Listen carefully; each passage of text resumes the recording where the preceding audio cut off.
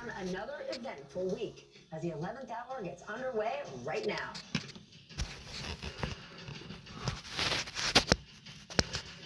Good evening once again. I'm Stephanie Rule.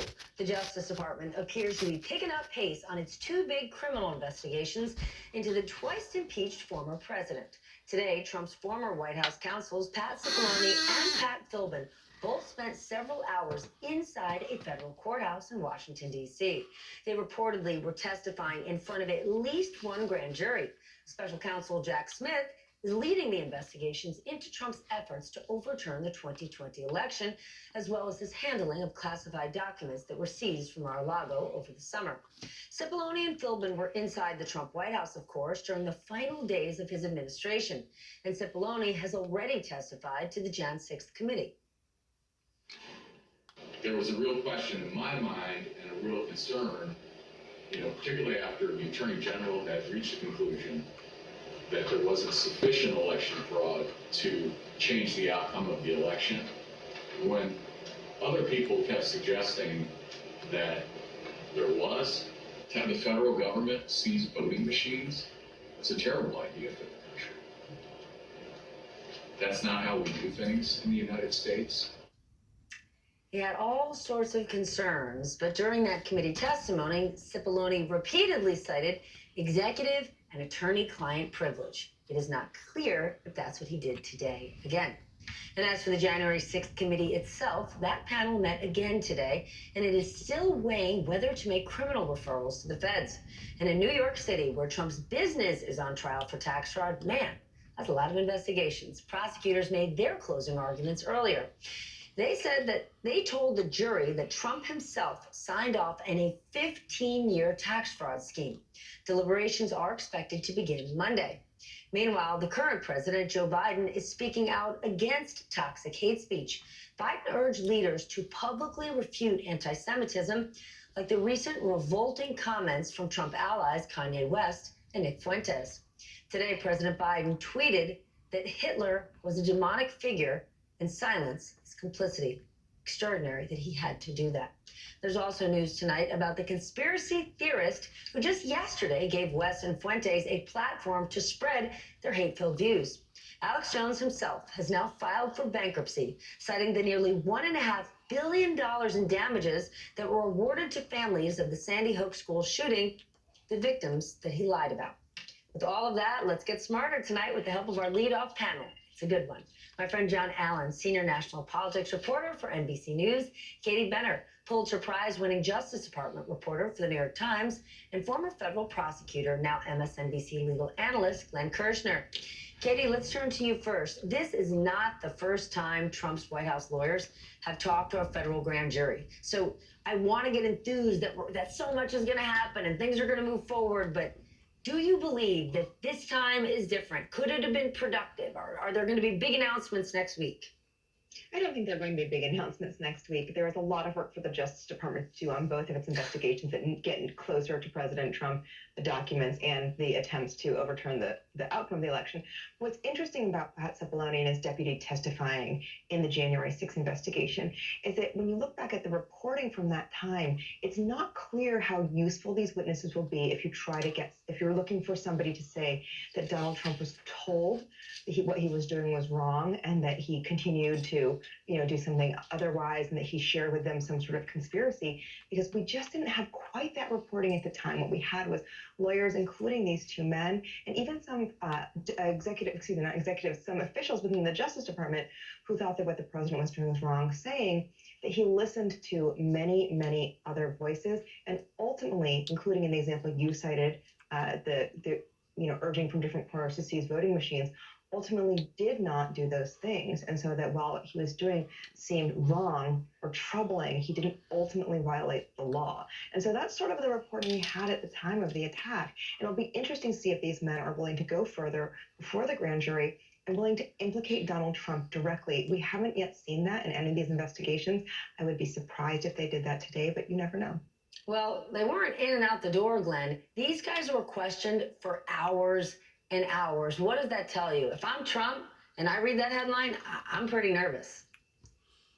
It tells me, Stephanie, that prosecutors had 10 hours, an aggregate 10 hours worth of relevant questions for these two. You know, we've become accustomed to the outrageous. You know, the White House counsel and deputy White House counsel of a former president who's being criminally investigated by a grand jury just testified for 10 hours. I mean, that in pre-Trump times, that would be an 11 on the political and legal Richter scale. And, you know, when we watched Pat Cipollone testify before the J6 committee, it almost seemed like he wanted to say more, but he kept looking over at his attorneys getting attorneys, and you could see his attorney signaling, you can't answer those questions. Cipollone would turn back to the J6 interrogators and say, you know, I can't go any farther. Well, you know what? Behind closed doors in that grand jury room today, he went farther because it sounds like, based on yesterday's reporting and today's reporting, Chief Judge Beryl Howell ordered him to go farther. They litigated the privilege. It sure feels like much of the privilege must have yielded, and Pat Cipollone and Patrick Philbin got to download everything that Donald Trump said and did. And we know how reckless Donald Trump is in public. Can you imagine how reckless he is when he's talking to these people behind closed doors? Jonathan, from a political perspective, Donald Trump is not the kingmaker he was. Republicans across the board don't have the fears of his power that they did even a few weeks ago. If you look at the midterms, given that, do you think Philbin and Cipollone might have been more open, more generous, communicating with that grand jury? Trump's not such a scary figure anymore.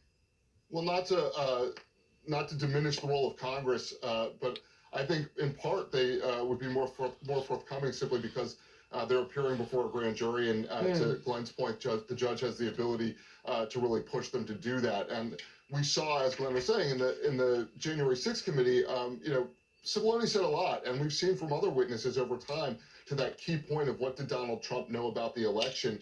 My own reporting and other reporting at the time and since then, the investigation of the January 6th committee has shown that he knew he had lost the election, or at least was told that he had lost the election over and over and over again from the hours after the polls closed all the way up until January 6th. So I think, you know, the extent to which they are more forthcoming probably has a lot more to do with them believing that they are in a more comfortable space to do that basically in a jury trial or a grand jury investigation than in the January 6th investigation. Katie, how quickly could special counsel Jack Smith move on these cases? So I think the documents case, the Mar-a-Lago documents case, is probably the most advanced in many ways. And he was just allowed by the 11th Circuit to even begin looking at the documents. And that begins next week at the earliest. And that's if the Trump team does not appeal that decision. And so I don't think we can expect any indictments before the end of the year, because how can the Justice Department indict if they have not yet had the opportunity to look at all the evidence? That's generally not how prosecutors run their cases. They generally don't roll out indictments before they've looked at everything that they have, including evidence that might be difficult for the department, evidence that might work in favor of the defense. So I wouldn't really jump the gun there. And on the January 6th investigation, these interviews that they're doing right now with people like Pat Cipollone and Pat Philbin, I don't think that that's the end of an investigation, especially because remember how forthcoming these men are.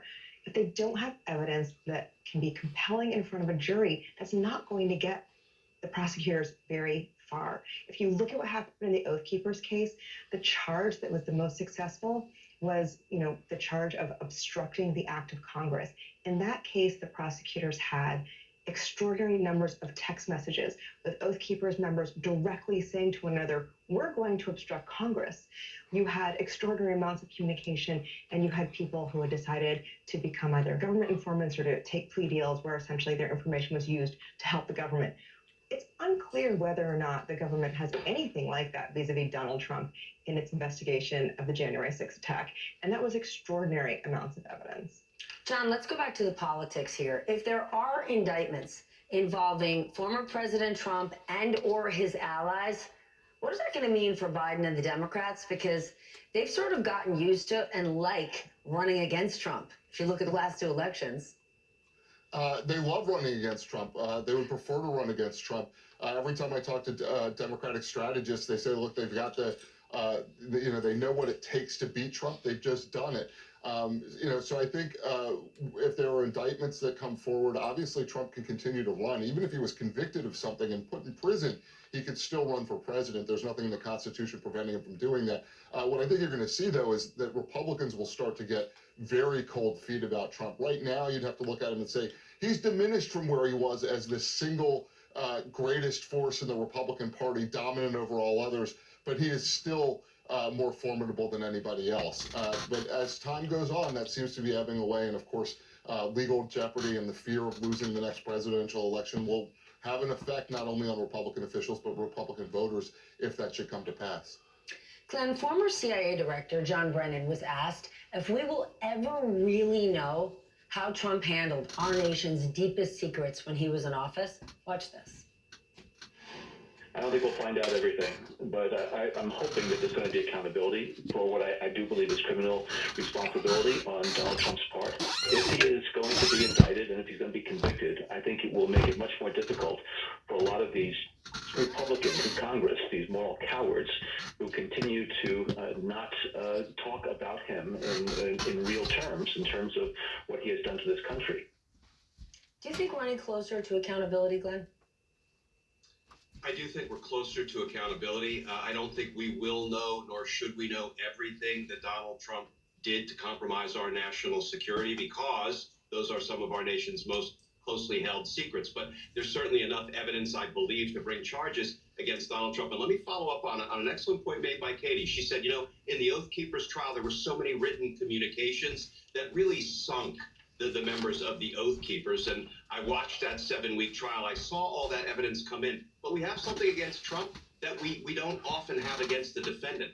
We have him talking, in the harsh light of day, admitting to crimes. For example, that post where he recently said, I took the documents from the White House more openly and transparently than other presidents.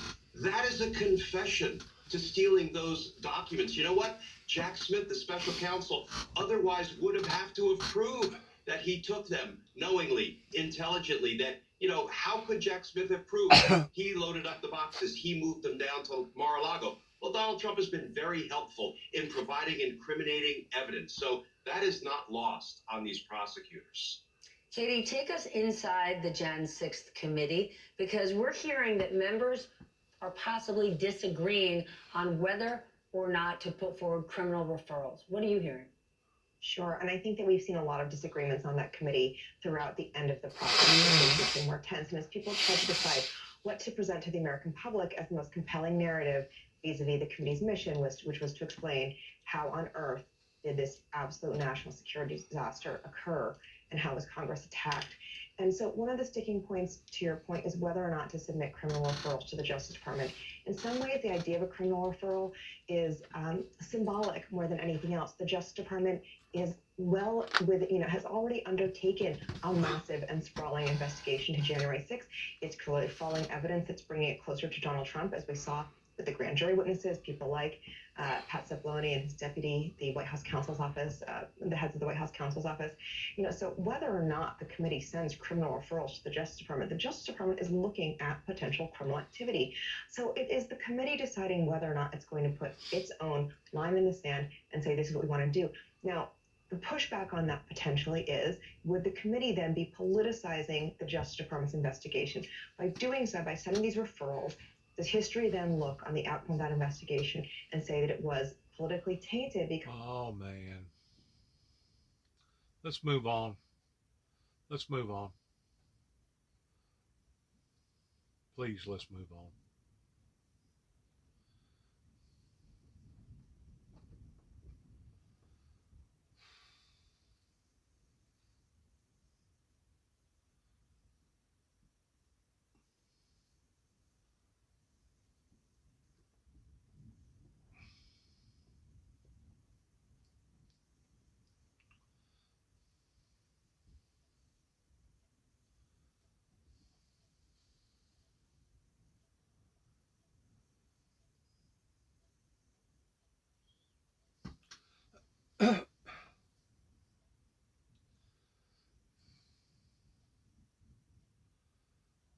all this rambling.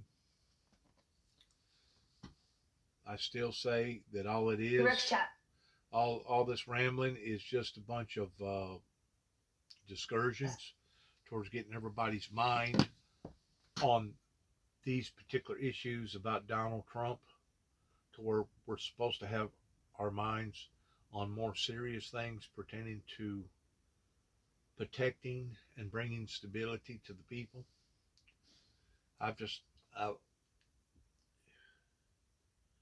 It has absolutely made me sick at my stomach to think that all this has occurred just within the past few years. I thought it was bad during Nixon. I thought it was bad during the what was that called?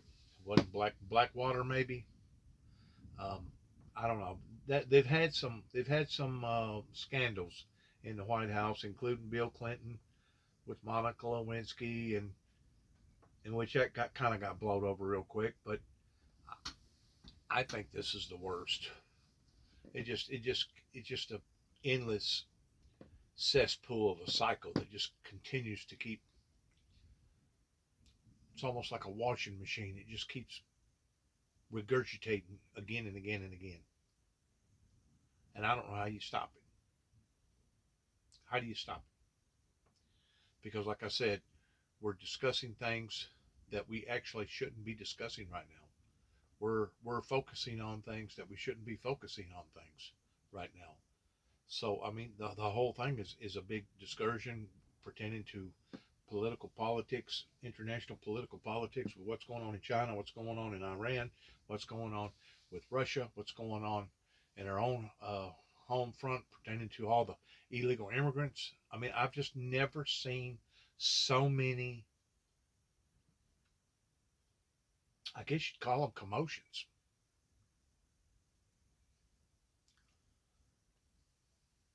Extremism is all over the place, and we unfortunately have to talk about it yet again.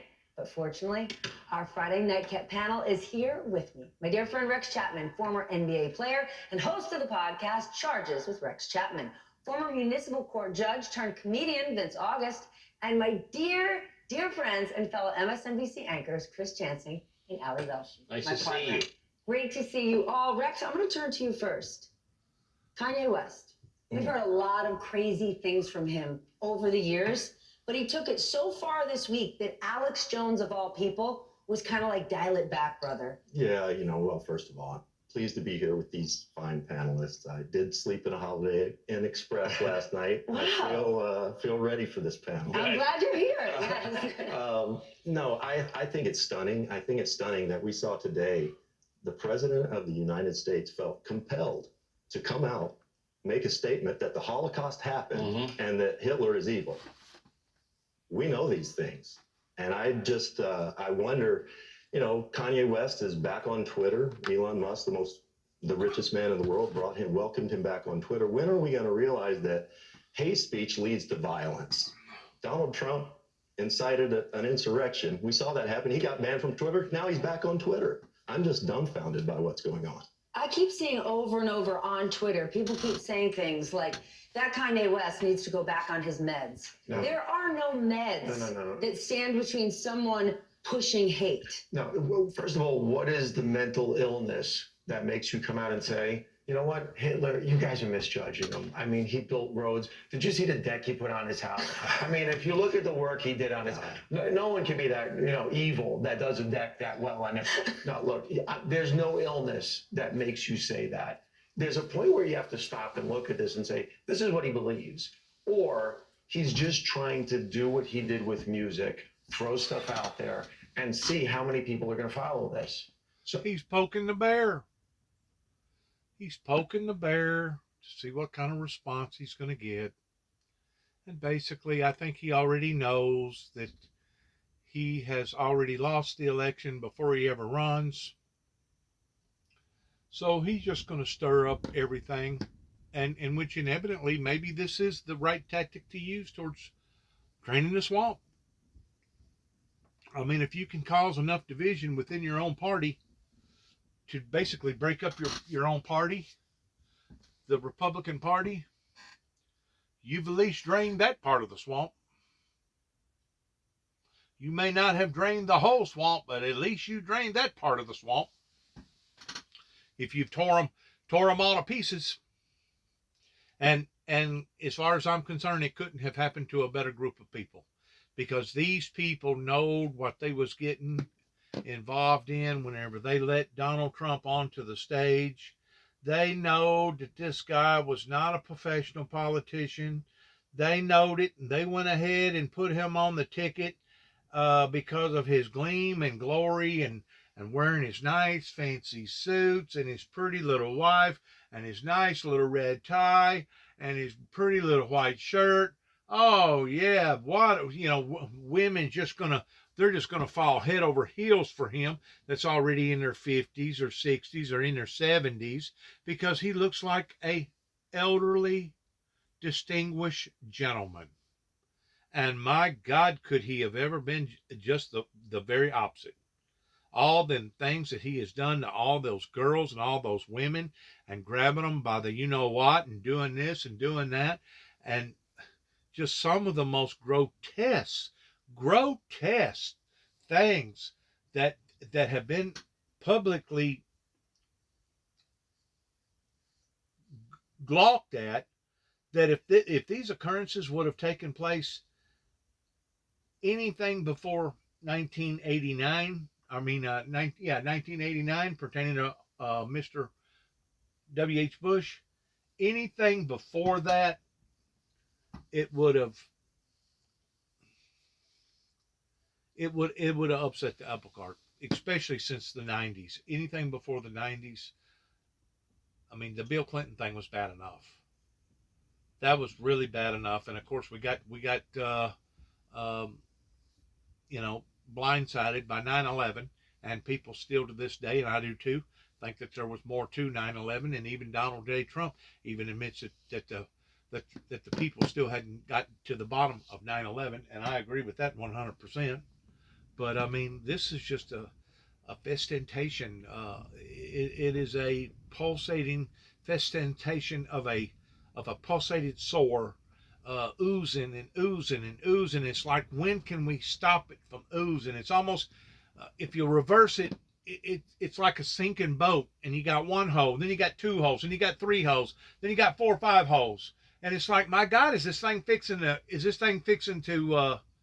are we fixing to swamp the boat here? Instead of the holes decreasing, the holes are increasing.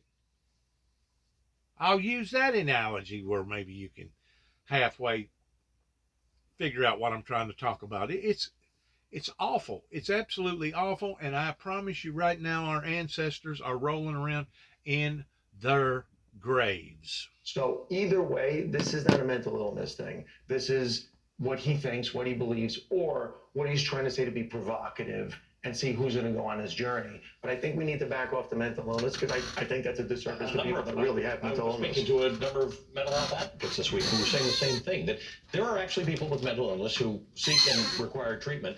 This is not the manifestation of what he claims he has. So this is a real problem.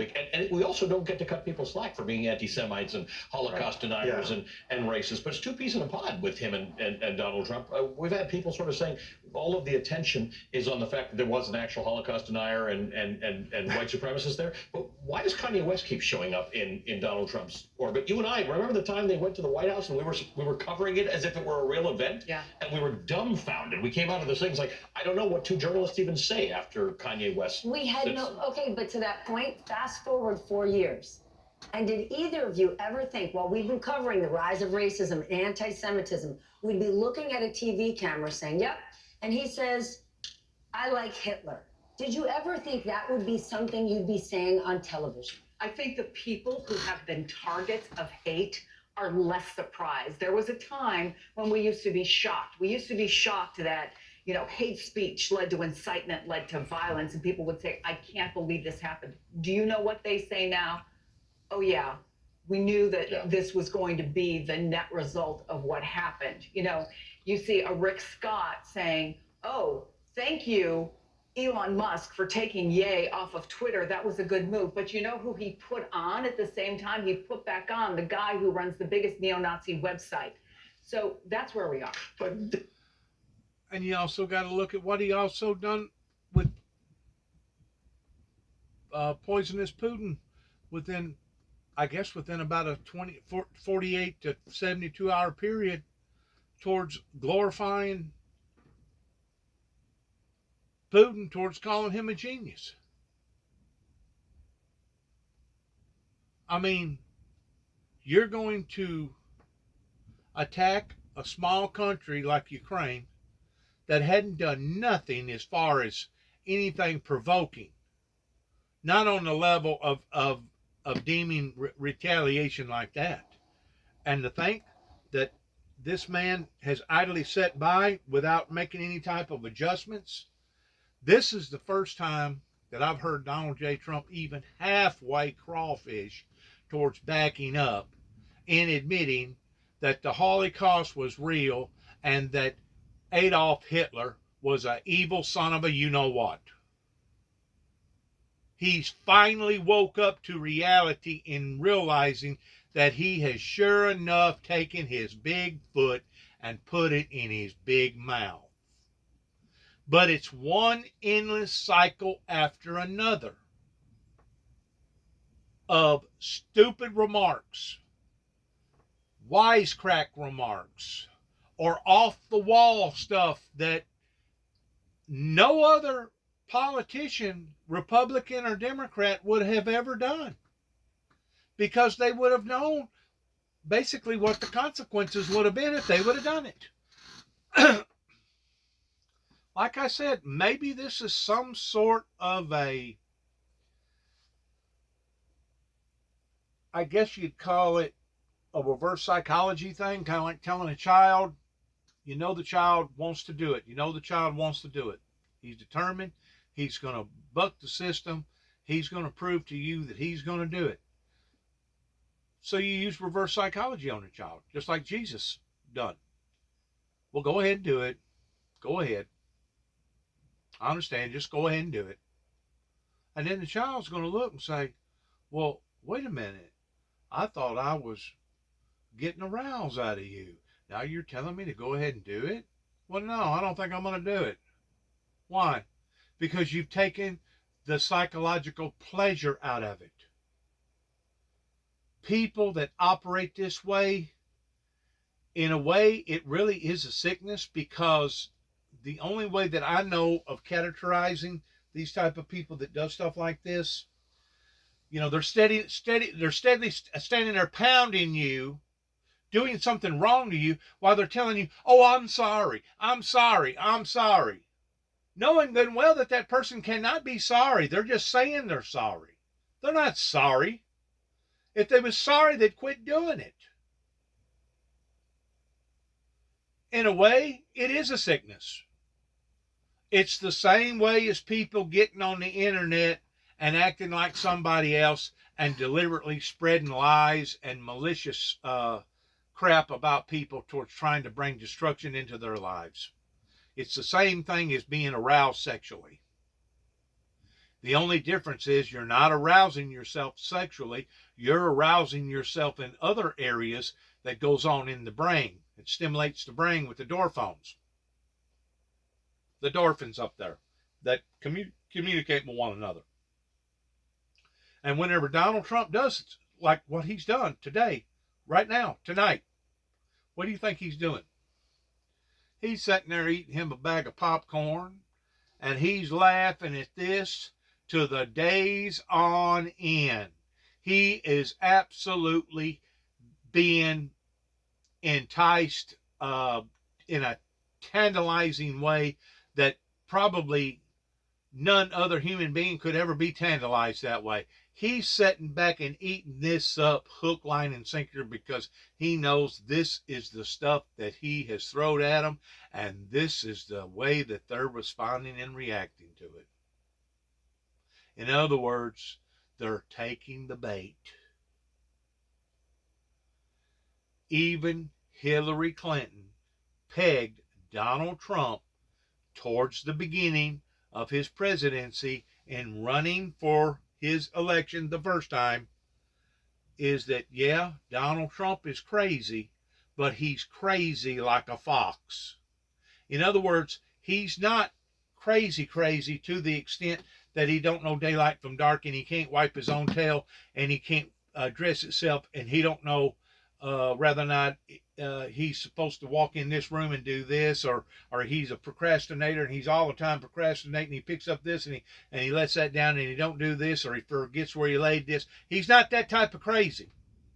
He's not the type of crazy towards somebody that's vicious in a way towards showing his anger. He's very good towards staying in control, ordinarily towards not showing his anger, even though we know for a fact that he has taken several plates of food and thrown them against the side of the White House in a heated conversation or a debate. But as far as him actually taking his fist and gritting his teeth and getting proportionally out of hand that way, he's smart enough not to do that. So that tells me he is intelligent. If he wasn't intelligent, we would see actions like that coming out of a madman. So he's not what you would call a madman.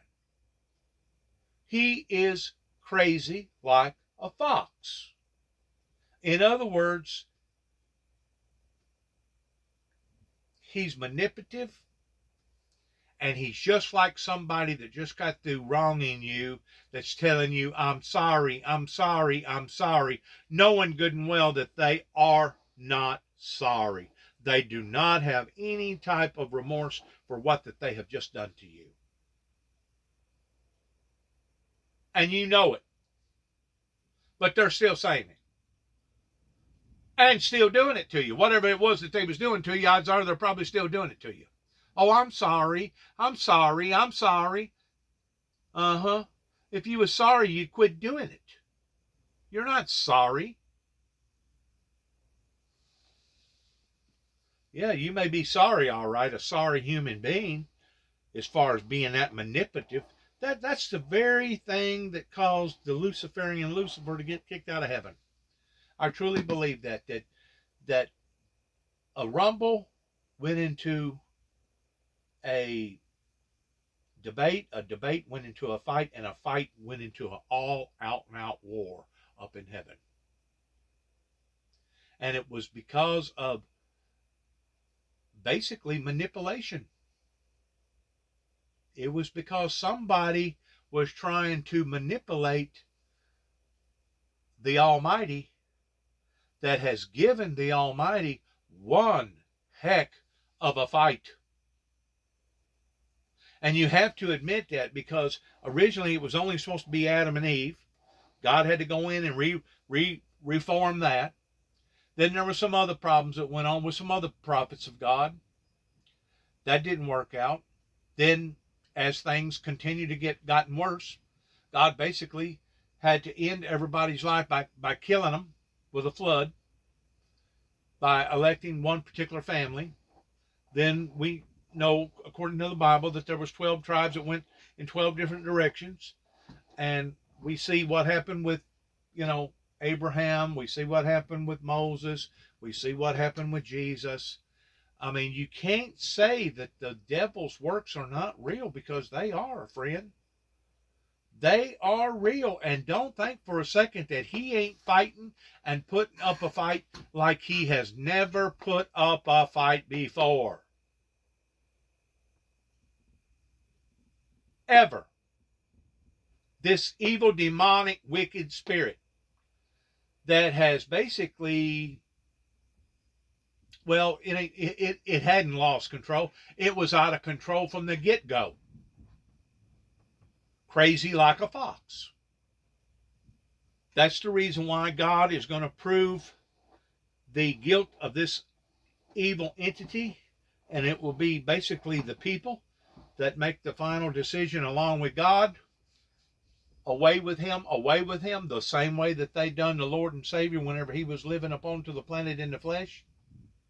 And we will see the Luciferian Lucifer, as well as the other evil demonic spirits, that will literally scream in a abbreviating way like you could not ever even begin to imagine. A matter of fact, I thought that I heard the echoes of that very scream tonight while I was in Huntington at Walmart, and I spent about 45 minutes to an hour talking to two individuals about all the stuff that was going on in our government and with other nations and with our own country right here. And when it was all said and done with, just about the time that I got ready to get in my vehicle, something screamed out that didn't sound human for them. That's all I can say. Now it may have been, and it may have been the chambers of the vibration of bouncing, the sound bouncing off the wall of Walmart, and it may have been because of the wind blowing in a certain direction, but it was a undescribable scream to the degree that I couldn't detect whether or not it had come from a wild beast or it had come from some sort of a human. And I personally believe that I sat there long enough to piss this evil demonic spirit off and the things that I was talking to these people about, and it responded and reacted that way. You keep in mind, whenever you get to looking at the charts of the longitude and longitude where the lines cross and stuff, these demons that have set up camp on this planet, they are very, very territorial. Very territorial.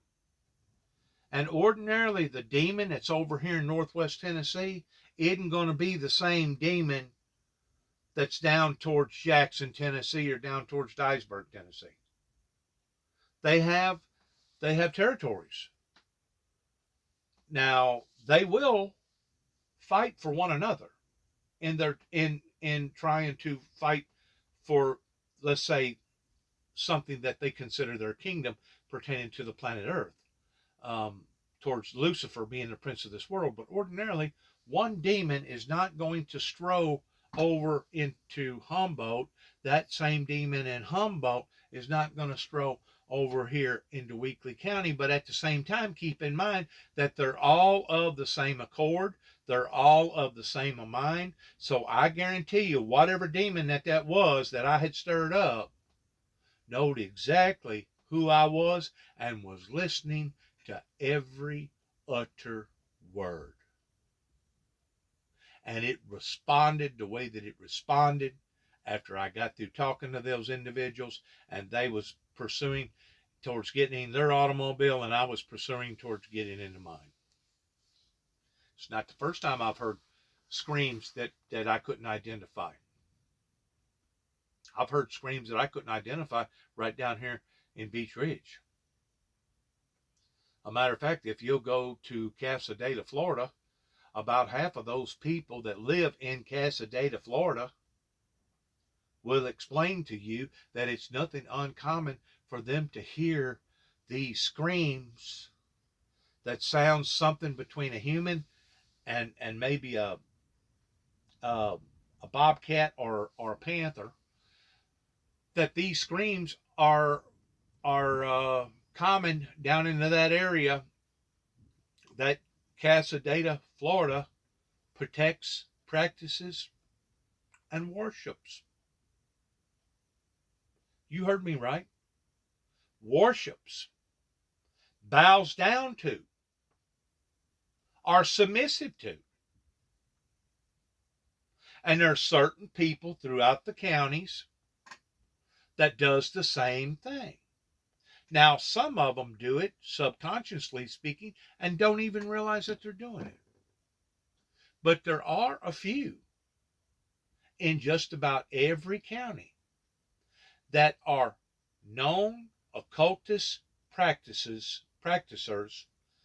that are doing just exactly like they're doing down in Florida, especially in the Casadena area, where they've got a known witchcraft warlock university, that these people know that the entity that they serve under is the entity of evil. And you know what? I've just about come to the conclusion that Donald Trump fits underneath that category, because if you look where he was living at the time in New York City and look at the address that he had pertaining to the Trump Tower while he was living up in his big condominium, or his whatever you want to call it, penthouse, the address was 666. I personally think that Donald J. Trump heard about Dennis Jackson and Nicholas Jackson in 1989, whenever we went up into that area and spread out thousands and thousands of dollars worth of literature towards trying to enlighten people. And the reason why that I believe this is because there towards the last, after my son and I had been in there probably for about, I'm going to say 3 or 4 weeks, and we was getting ready to cut a trail and go. We'd done already worked 2 or 3 different areas in New York, and my God, I ain't never seen so many people, and I've never seen so much concrete, and I've never seen so many cars, and I've never seen so many buildings in my entire life.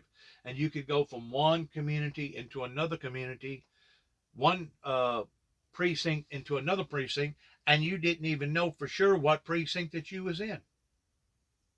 You didn't know if you was in this territory or that territory, because they all look the same. Oh, I guarantee you, the people that's working in there, that's doing their jobs, I guarantee you, they know the territories. They know what street that they can still mandate their laws into versus somebody else's territory. I guarantee you, they know.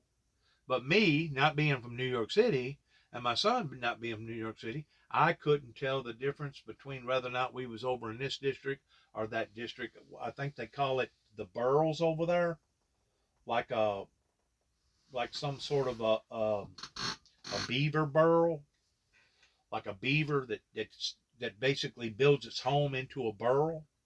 They call them boroughs up in New York. That's their borough. That's their territory. That's the area that they fumigate in. And I guarantee you, they know every beat. They know just about everybody that's in there towards who they are, what they stand for, what they're doing, what they're not doing, who's phony, who's fake, who's this, who's that. And I still believe, because of the literature that my son and I put out in New York City, because somebody tried to kill us out of one of those skyscrapers with a big brick, basically a cinder block that fell probably within 2 feet of the hood of my truck, and would have had, if for some strange reason I had to hit my brake and stop for a second. I didn't know why I stopped, but I stopped for a second, and just about that time was whenever that brick fell within 2 foot of the hood. It happened so quick and so fast that I really don't even think my son, I think he was sleeping at the time, because a lot of times he was sleeping, nodding off while I was driving and going around in different places, displaying the 4 Horsemen Apocalypse in the back of my truck. But as we was leaving Long Island and Queens, that's whenever 3 cars mysteriously come out of nowhere. And it kind of reminded me of the movie Warriors, okay, where they was agitating me and my boy, and you could literally feel the demons coming from these 3 cars that was trying to penetrate the fuselage that me and my son was in towards this truck, trying to get out of New York City as quick as we could, because something had told me flee from this area. And I think that something that told me to flee was God Almighty. Because don't think for a second that the wickedness up in New York City and throughout some of these other major areas, including Humboldt and Weakley County and Obion County, don't think that these evil demonic spirits does not exist. Now, if you're not a spiritual person and the devil's already got you deceived, you're not going to know the difference. You're not going to know the difference. And a lot of times whenever the devil works on these type of people, they do stuff subconsciously that they don't even realize that they're doing. Because the devil has taken them over. I think the devil has taken prior President Trump over. And I think that he is, just like Hillary Clinton said, he's crazy as a fox. He knows what he's doing. He's agitating people. He's aggravating people. But at the same time, he's getting a charge out of it. He's getting a charge out of it. And people like this are sitting around talking about it, including myself. Including my very self right now, that's wasting my time, my energy, my thoughts. I should be thinking about something different. I should be doing something different. But there's also a positive here, because when you see somebody say these things and the mass majority of the public says, whoa, whoa, whoa, no. It's good to have someone like that so you can see where the mass majority of people lay. And most of the people are saying, hey, no, this is not right. That reminds me of when I was a kid. There was a guy that seemed to run for office all the time, would never get elected, David Duke. He said crazy, racist, insane things, and people didn't elect people like that. They were banished from And sort leaders of of polite parties society. like George H.W. Bush at the time, when asked, would you want the support of David Duke? He looked straight into a camera and had said, absolutely not, no way, never, But which is in different. 2016, Trump did not do Bingo, that. And which in is- fact, if you listen to the response Donald Trump had about David Duke endorsing him, it sounds exactly like what he said about having dinner with Wendy. Who is this guy? I don't really know who he is. Did he support me? Which is the greatest gift to those groups. But you have to think for a second here. Again, I love putting a positive spin on things. You're now walking into the cafeteria, and this is what's sitting at the table with Donald Trump, and that's all that's at the table with Donald Trump. So that's where you have to look and say, no one else. When he put out a dinner invitation, this is who showed up.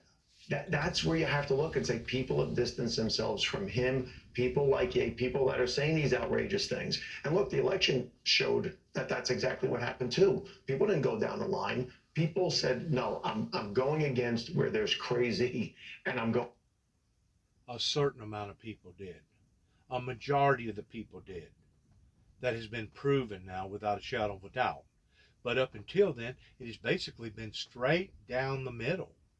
And that is one of the most dangerous areas for a democracy to ever be in, towards struggling back and forth, teeter-tottering. I'm going to use the word teeter-tottering, back and forth towards the yays versus the nays versus the yays, because it creates chaos.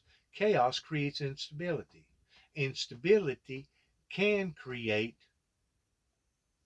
what we're seeing right now as far as anarchy. Once it goes from anarchy, then it becomes violent. There's different levels of this crazy like a fox mental mentality of how far that it can go, especially in the eyes of the general public. And you know, it's one thing if you have a reputation, and I'm going to use this, I'm just going to kind of throw this out there. It's one thing if you have a reputation of like Bill Dundee, one of the WW wrestlers out there, or some of those other well-known wrestlers, because the vast majority of the people know that the blood is fake, the moves are fake, the anger is fake, the whole thing is on a showmanship level, to the degree that even though they may display anger, something within us knows that it's a show. It's like a play. You're not supposed to be doing this whenever you're in this type of an arena with this type of an importance pertaining to what Donald J. Trump is doing. This isn't a game. It isn't a play. It's not some sort of a manuscript of trying to arouse the people. You're not doing some sort of act, and you're doing it live. This is the real deal. You're dealing with real emotions. You're dealing with real lives that has real complications and real consequences in behind it towards destroying people's lives. But it's as if he don't care. Now, if there's any area to go into the crazy area of that would fit under the area of being insane, that would probably be it right there. Because he really is out of focus in the position that the people has given him. And whenever it comes to him abusing that privilege and abusing that power and abusing the people in general, because he's basically preying off of the emotions of the people. And that's exactly what manifested itself in the January 6th. He was playing on the emotions of the people. Now, does that mean that in his mind's eye it was a play and he was only faking? In other words, would he have been one of the first ones to say, "Oh, I'm sorry, I didn't mean it"? Yes, sir, he would have been if he would have got caught. If he would have got caught. But if he didn't get caught and he accomplished what he set out to do, you never would have heard no apology coming out of Donald J. Trump. That's what I'm saying. Whenever he crawfished pertaining to the anti-Semitism remarks and talking about Hitler and talking about the Holocaust, he knew that he'd done went way over the line pertaining to people's acceptances, and now it's no longer a game, is it?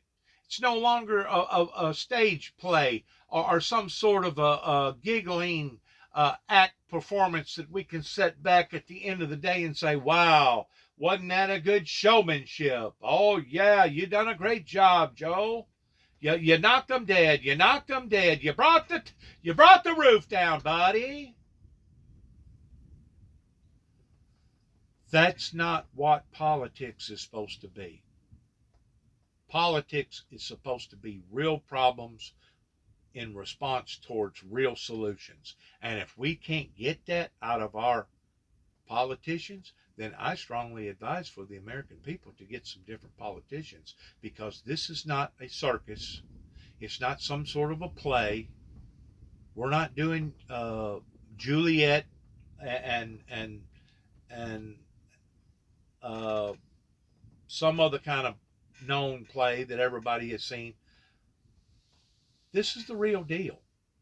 The real deal that has been taken out of perspective and putting in Donald J. Trump's perspective towards sniggering and giggling and getting his jollies off of it. I'm telling you now, it is a form of sickness, but it is in the form that you really got to look really deep down into.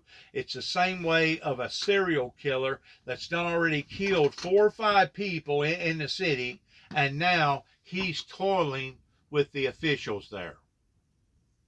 In other words, he's making a fool out of the judicial system or the law enforcement agencies in that area. He's playing them. That's what an evil demonic spirit would do. That's exactly what that evil demonic spirit done to the crowd the day that they decided to say, away with him, towards killing Jesus Christ, even though Jesus Christ had not done nothing deserving of that type of punishment. If anything, Jesus Christ should have been promoted as getting the Peace Award or getting some sort of award because of all the healings and all the miracles that he had taken place and doing the things for the good of the people. That should have been the concept that Pilate and King Herod should have been playing off on that day. But because they had been taken over, that crowd of people, because they had become possessed with their desires, they was willing to do anything, including letting Barabbas loose, knowing good and well that he was a low down, no good for nothing scoundrel. He was a thief of all thieves, and to let him go would have been like letting Hitler go. But they still let him go. Why? because they was under that hypnotic spirit that day. That's exactly what Donald Trump is trying to do. He's trying to put people under his hypnotic, whatever you want to call it. And in his mind's eye, this is just a big game. Even though he's seen police officers get their head bashed in, he's seen some of the police officers get their lives taken, he's seen some of the police officers commit suicide, he's seen damages to the Capitol building pertaining to broken windows and stirring people up for 3 consecutive hours, watching the smoke and the blood arise, during in which time that Donald J. Trump could have at any given time got on the big mic and tried to ease the tensions. But rather than ease the tensions, what was going on in Donald J. Trump's mind? Those little door phones inside his brain was basically having the best time in their lives. It was stimulating to Donald J. Trump, and I use getting aroused by sex because most people can relate to that type of arousement or that type of stimulation, but your brain actually works in various areas similar towards the sex thing, but it don't have to be sex. And I'll just use another quick illustration, and I'll let you think upon this for a minute. We had a bunch of pedigree dogs out here when we first moved down to Tennessee. That was Weimaraner's, pheasant dogs, very, very expensive dogs. Had papers on them. They were certified dogs, and they knowed better than to do what they done. But one of the dogs killed a chicken, because we usually had about 40 chickens at home that Dad and Mom relied upon because they had such a big family towards feeding us eggs. We ate eggs almost every day. And if it wasn't eggs in this form, it was eggs in that form. But one of them dogs got to taste of blood, and it stimulated something in its brain. The other dog followed pursuit. It killed a chicken. Then the other dog killed another chicken. Then the other dog killed another, and they turned it into a massacre. Why? Because it was the stimulation that was going on within the brain, because neither dog never ate neither chicken. We had 25 or 30 chickens dead in the front yard where these 2 dogs had went on a massacre spree, but none of them even so much as ate the head off the chicken. They just wanted to crunch the chicken up and listen to the chicken die and get the taste of the blood and move on to the next chicken because it was stimulating to the dog. It's the same way with Donald J. Trump. The things that he's doing right now with the general public, in his mind's eye, it's, oh, I didn't mean it. I'm sorry. No, you're not sorry. Yes, you did mean it. You're very manipulative. Just like Hillary Clinton said, you're crazy, all right, but you're crazy like a fox. How is a fox? A fox is very crafty. It's very sneaky. And that's Donald J. Trump, that we continue to spend endless amount of days and hours and weeks and whatever towards talking about this individual, and he is eating it up.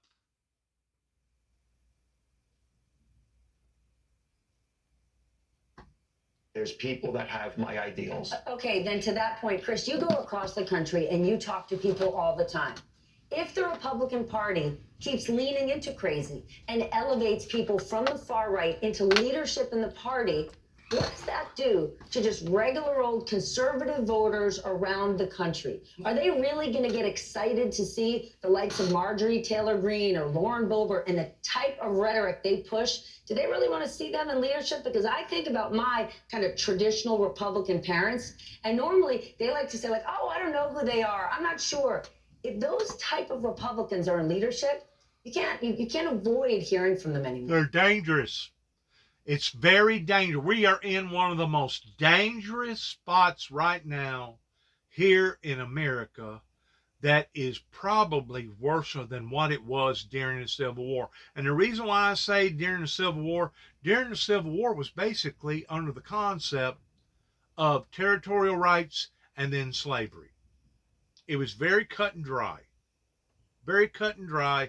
It started out with territorial rights. Then it got out of hand with the arguing and the bickering and the commotions. And the next thing you know, here comes slavery. We're going to disband slavery. We're going to stick to this particular ideology. So it made it very cut and dry, very simple. This isn't simple. This is all across the board, from A to Z. And it's very hard to keep up with unless you've really studied it, unless you really got a good mind, and unless you got the Holy Spirit guiding you and directing you towards telling you just exactly what this individual is doing. It's sly. But it's sly in a horrible, horrible way. Because ultimately, whenever it's all said and done with, this could actually be to the formation of America's demise. And whenever I say America's demise, I know that they pinpoint that towards democracy, that it could actually be to the end of our democracy. It could actually go further than that.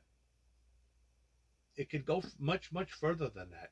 It could actually go to a bloodbath, and then the next thing you know, the true adversary that would be sniggering and laughing over across the pond somewhere, once he realizes that we have become weakened and we was no longer unified, wow, what a perfect opportunity to go in and just basically go in for the kill.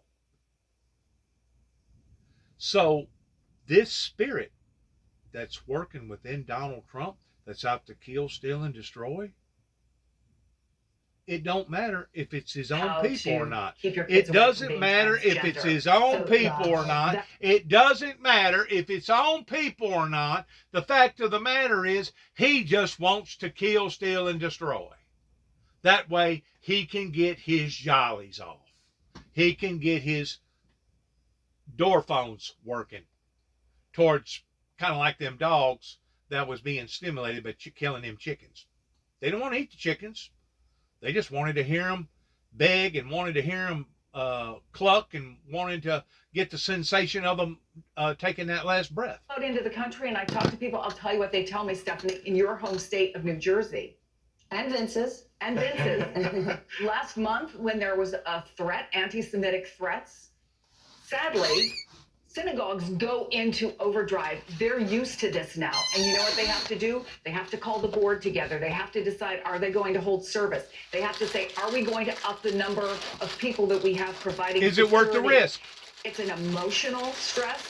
It's incredible economic stress. Talk to gay men who are living in Hell's Kitchen in Manhattan when a guy was throwing bricks through the window. There is a real world impact to this small number of hateful, but organized in the sense of all of these places on the internet that they get together and they foment this hate. Yeah. But I think one of the things that we need to do is when you see people having these discussions, and you can't have it with Ye because he's too far off the rails to have a normal conversation with, you do have to sit down with these people and say, what is the root cause of your hatred? Because if you have that discussion, at least out in the open, then again, people can see where it's coming from. Because you can't solve the problem if you don't know what the source of the problem is. So it's one thing to just yell and scream about it, but there has to come a point in time where we actually sit down with people and say, what is actually your beef with this community? But that's about love and connection. Yeah. Because it's talking about sitting down and having that conversation. Because right now, people aren't even speaking to each other. Right. And they're being filled with misinformation, and they're only following media outlets that are telling them lies on top of lies that's fueling this. I want to ask you, Allie, the Oath Keepers, now convicted of seditious conspiracy. How do you think that impacts people of sympathetic views? Right? Does it make them say, maybe I'm going to cool down, or does it egg them on even more? Well, I think if you have those kind of views, in other words, if you believe the election was stolen and that the media are a bunch of Okay, but pedophiles, believing it in your basement and believing it and storming the Capitol are two different things. So social media changed all that, right? Because you used to believe it in your basement, and now you can find a community, and that's part of why the Elon Musk Twitter stuff is so worrisome right now. But if you look at the Oath Keepers and the seditious conspiracy, remember, seditious conspiracy, it's one of those serious things you can be charged with. It's just short of working for the enemy in a war. Mm-hmm. I think people understand. There's an important point to understand. Elmer Stewart Rhodes, the head of the Oath Keepers, very well-educated lawyer. Yeah, lawyer. He didn't enter the Capitol. He was not charged like all the other people with trespassing. This is not a trespassing charge or whatever the equivalent is. This is a conspiracy. So he's at the midpoint, right? The 900 people at the bottom who've been charged with stuff, they were trespassing for all intents and purposes. Some of them were suckers. This guy was in the midpoint. There was a conspiracy that was proved in court, a very hard thing to actually prove, seditious conspiracy. So now the rest of the question is, who else was involved in the conspiracy? Who was pulling the strings? Because nobody thinks Elmer Stewart Rhodes was pulling the strings. Does he roll over? Does he roll over? Because this could be a 20-year sentence. But that's Therefore, where you judge. need that cooperation. Yeah. And that's where you have to work with these people to say, hey, look, do you really want to make a change, or do you just want to be punished? Right. Because For in the 20 end, years. Right. Because in the end, punishment, it serves that one individual. But in order to affect change, it's, hey, look, do you want to do something to actually make things So better? they can put out messages. Remember, when Alex Jones got those judgments against him, he was out Filed for bankruptcy today. He was about 5 minutes before he was out on TV carrying on about how it was all crooked and whatever the case is. Alex Jones has not learned anything and will not learn anything. Never will. I don't know. Elmer Stewart Rhodes is a smart guy. We're out of time, but I have to ask you, Rex, take us home to Kentucky. Rural Kentucky. How do people in Kentucky see all of this? Maybe they don't see it at all. I think we're still very polarized in this country, especially back in Kentucky right now. A lot of still. They're not watching MSNBC at 11 o'clock tonight? No, they're not. They're not even with you on? No, maybe especially not with me, with me on. No, it's a very polarized world. I think it would help. I think it would really help if you get guys like Mitch McConnell, Kevin McCarthy, leaders of the Republican Party, to put Donald Trump's name in their mouth when they're condemning the anti-Semitism and all of this stuff. But just saying it in general and letting it all slide, I think that does a disservice to Kentuckians, and it does a disservice to Americans. All right, we'll leave it there and take a quick break. Chris, Allie, Vince, Rex, I'm thrilled you're all here tonight. It does do a disservice because, once more, those politicians ain't willing to step over the line towards saying Donald Trump stepped over the line. And getting back to the core, there's actually two cores. There's the core that come from the physical core pertaining to the Republican core, with Donald J. Trump being the headmaster, being the puppet master, or being the great Oz of. And then you got the spiritual core, which is the demonic core. There's two different cores at work here that you have to be smart enough to identify who the adversary is, what the adversary is doing, and why the adversary is doing it. And that's the only way that you're going to win strategy wars in choosing your battles, is understanding just exactly who your enemy is to begin with. And the enemy actually comes from within, of those that knows that they have ridiculously led us down this path of doom and gloom and aren't willing to apologize to the general public for, going all the way back to the Reagan administration and the Bush administration, which once more is in fact that Republican generation. And whenever I say Republican generation, I'm also talking about Republican media, Republican people that are in predominant positions that either can be heard or that are influential because they got their own this or they got their own that or they got their own podcast or they got their own this. Yeah, this is a war. It's a spiritual war that has elevated into the flesh. And it's a very, very dangerous place to be as any country, democracy or whatever. And if we're not smart enough to identify the craftiness of the enemy, the adversary, we will fall into its hand every time. Just like the Davidians fell into the hands of the ATF in Waco, Texas, whenever they entrapped them poor people by selling them the Fast and Furious artillery guns. They're being played. And I keep saying, us as Americans are being played. We're spending too much time and too many resources in areas that we really and truly shouldn't be thinking about right now. We should be thinking about the 2 volcanoes that just recently erupted. We should be thinking about what's going on in China. We should be thinking about what's going on in Iran. We should be talking about the things that are affecting thousands and millions of people's lives over in Russia and with the the Ukrainians and stuff. There's all kinds of different areas that we should be talking about: the drug inducement, fentanyl, suicides, gang violence, gun violence, schools pertaining to children being taught incorrectly, or the 5,000 to 8,000 illegal immigrants that's coming over into this country every day. Or where is this country going to be 20 years from now if we're already $30+ trillion in debt towards kicking the can down the road towards raising the debt ceiling every other whip stitch? Where are we actually going to be 20+ years from now? That's the part that bothers me, and that's the part that I think would bother anybody that's intelligent enough to care about their country, to care about their lives and their community and their families. And if we're not caring about those things, then odds are you shouldn't be in America to begin with. And if the truth be known, somebody should probably give you a one-way ticket on a boat somewhere to a slow boat to wherever. And whenever you get there, you should never be permitted to come back to America. If you're not thinking about the concern of our safety, our freedoms, our children, where we are today versus where we're going to be 20+ years from now. To know why more people aren't talking about that. Watch this. I got one question for you guys before you guys leave. I was thinking when I was on my way over here, I was wondering why I haven't gotten a question from you guys about the Jerry Jones photo.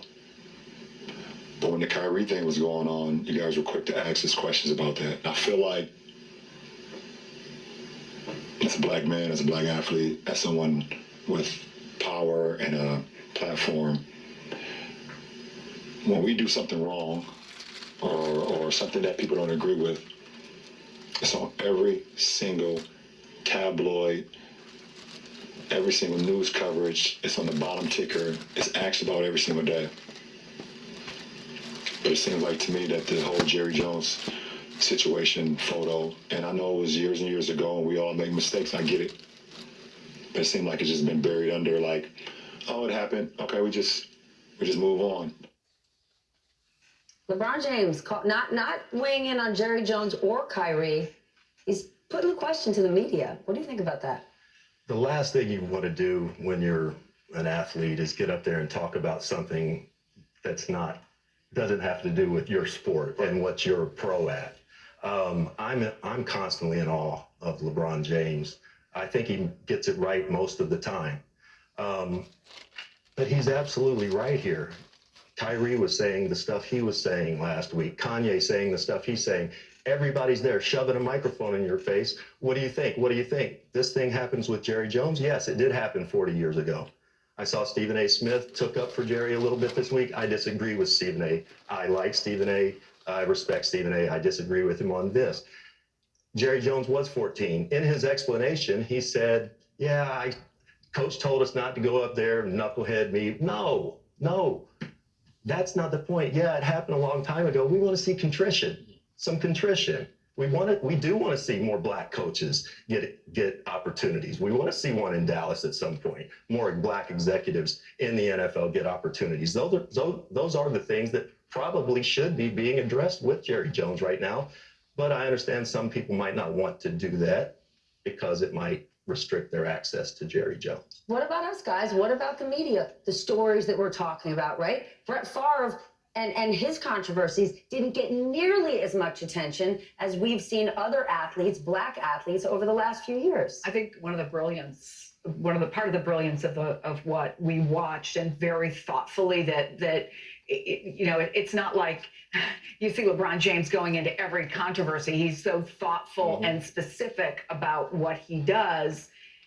And he did it with Jerry Jones before, right? When he was the one who said, no taking the knee, there will be no taking a knee.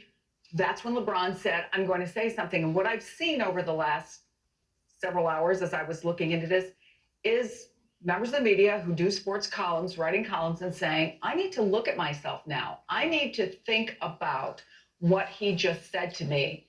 It makes sense. And that's what LeBron James did there. People from Ohio, they're critical thinkers, Christian. I can't agree with you more. You and I are both business journalists, and business journalism is modeled on sports journalism, right? It's calling balls and strikes, and we often didn't want to give up access to the people we cover. By being critical of them, right? You get to cover more people in sports and in business by not calling them out. By only hitting singles and doubles. That's right. You don't want to hit a home. Oftentimes, you don't see business journalists or sports journalists go for the home run because they want to stay in the game. And so I thought that was actually very thoughtful, not just for people who are sports columnists and sports reporters, but for all of us to say, do we treat everybody fairly? Do we actually report the same way? And do we call for the change that you talked about when we see these things happening? Do we say, all right, Jerry Jones, we're not all mad at you that you were a knucklehead when you were 14 years old, but how does the world look different now? What accountability do we hold people to? And that's what I want to hear, what the rest of LeBron James was probably getting at, which is, look, when you look at what you guys wanted, which was immediate contrition from Kyrie, you wanted the apology, you wanted to hear the penance right away. Was his question, did you overreact to Kyrie because you didn't react to Jerry? So is where we need the correction to the immediate reaction. So, because I don't think he's looking for punishment for Jerry. Consistency. Right, exactly. Tone it down, come back. And let's kind of take a breath before we immediately jump in, see something and say, that's bad, you need to apologize for it. And when you look and it's overwhelmingly black men versus white men, that also paints this in a different color, so to speak. All right, let's turn to the World Cup. Riddled with controversies, human rights issues, the issues about not being able to wear the armband. The issues go on and on. But have those controversies overshadowed the games? Yeah, but that decision was made when they decided, first of all, to put it in Qatar. Boom. Number so one. Do you think FIFA is going to be a lot more thoughtful next time around? No. As a guy with the shape of a soccer ball. You realize it was in Russia before it was in I'm just trying. FIFA are not going to. We went from Russia to I want to remind everybody North Korea next.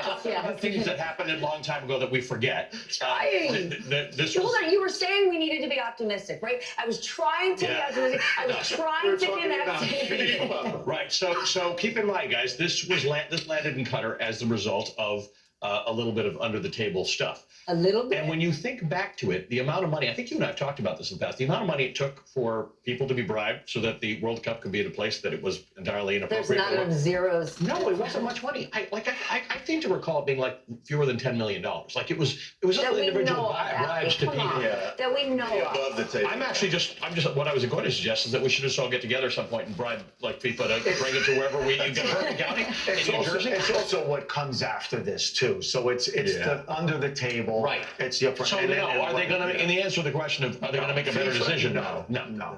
Okay, well, guess what we are getting? We are seeing the U.S. women's team for the first Yes. time get a cut. Chris. You don't like it? Well, no. I mean, look, they're getting $6.5 million. That's At this point, more. it could be- at this, could be more, At yeah. this point, but that's more than they got for the 2 times they won, by the way. And how much is it? I think I wrote it down here somewhere. They're getting $440 million overall for the cup this week, whenever it plays out. The women will get maybe 60 million. That's what, 7 times? So yeah, we're still crawling, scraping. And in You're not soccer- mad at the deal. You're just saying. It's I'm not mad at the deal. and enough. I'm saying we're really taking these little baby steps. I think it's fantastic. The women should get the money. Especially but- given how popular Yeah. women's soccer is, right? You can't make the argument, oh, nobody cares about women's Right. not in Nobody's soccer. ever heard of Mia Hamm. The men haven't, the men have been moving the game forward in this country. The women have been bringing home trophies for Yeah, a little bingo. while now, and I love that the men have stepped up and they are sharing. And I love that for there's the a woman brand. on the field For as the a brand. referee. I do Yes. too. Yeah. We are out of time, but here's the good news. All of us collectively together can get behind Team USA tomorrow, because tomorrow at 10 a.m. we are going to see the men's team continue on. Who are they playing? Netherlands. Netherlands. So what everybody's doing tomorrow at 10 a.m. Chris Chancey, Ali Velshi, Vince August, and my friend Rex Chapman. Great having you here for our Friday nightcap. Now, from all of our colleagues across the networks of NBC News, I want to thank you for staying up late with us, and I will see you at the end of Monday night.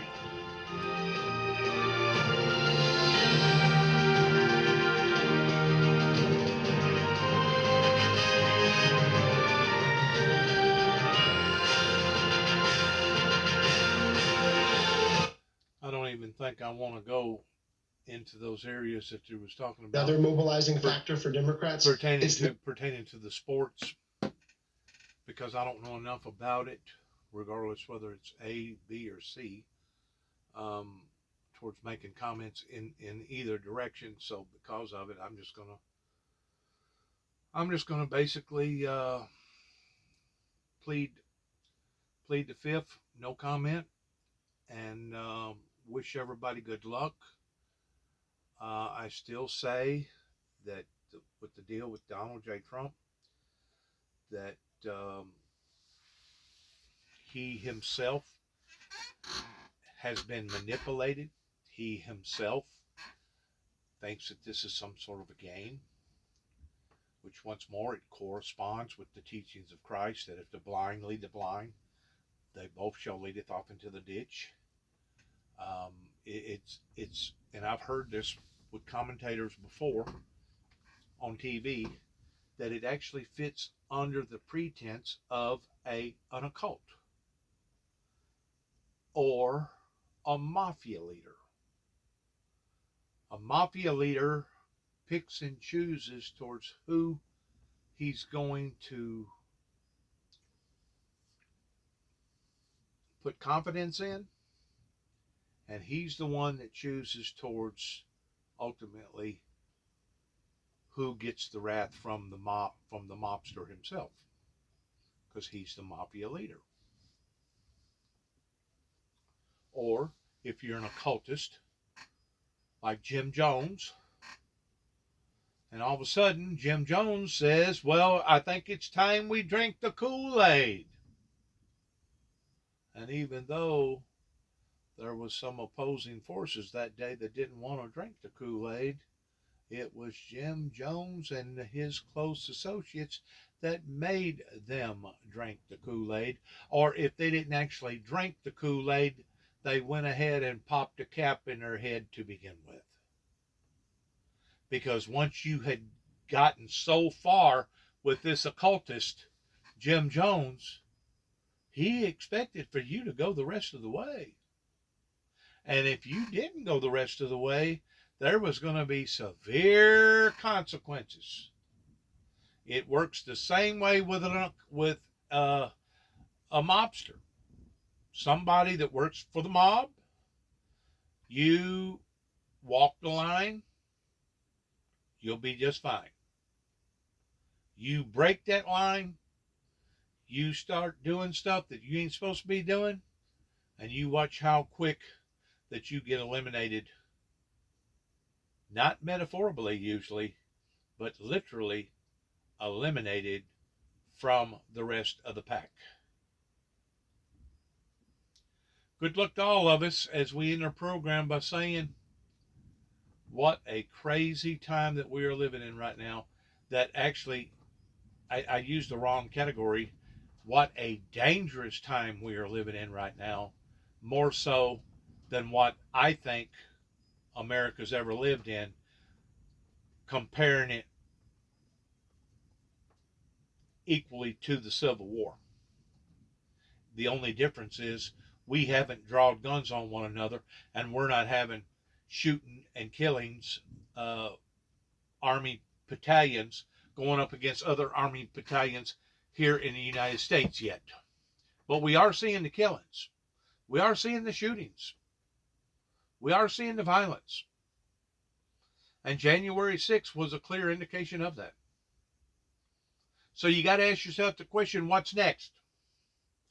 We went to this level. What's the next level? And what is that level?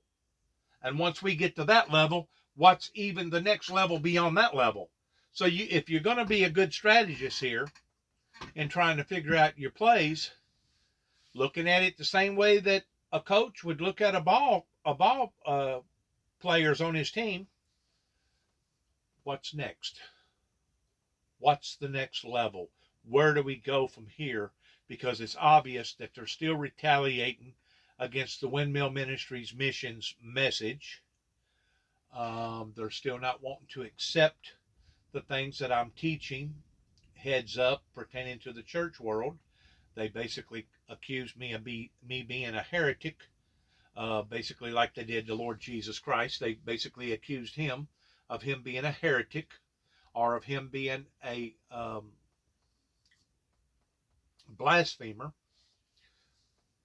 which, if the things that Jesus Christ was talking about was not true, maybe at that point in time he would have fit under the category of being a heretic or a blasphemer. But the thing about it is, we know that the things that Jesus done and preached on and was acquainted with was in fact truthful, did in fact happen. And we don't necessarily know this because it was written in red ink in a book that's called the King James Version Bible, but we know this because our spirit interacts with the Spirit of God in regards towards the things that we have been taught in the accuracy of being teachable in that area. It's the same thing whenever Jesus asked the disciples, who do they say that I am? Some says that he's Elijah. Some says that he's this. And then Jesus clarified it. Who do you say that I am? And then there towards the last, whenever they finally gave Jesus the answer, Jesus reflected back by saying, it was the Spirit that revealed it to you. It was the Spirit that revealed it to us, that the words coming out of the Bible is and was and will always be factual. We didn't need to be drilled. We didn't need to be brainwashed. We didn't need to go through some sort of a seminar. We didn't need to get on stage and debate it or talk about it. Our spirit, our soul, interacted with the Spirit coming out of the Bible. And because there was a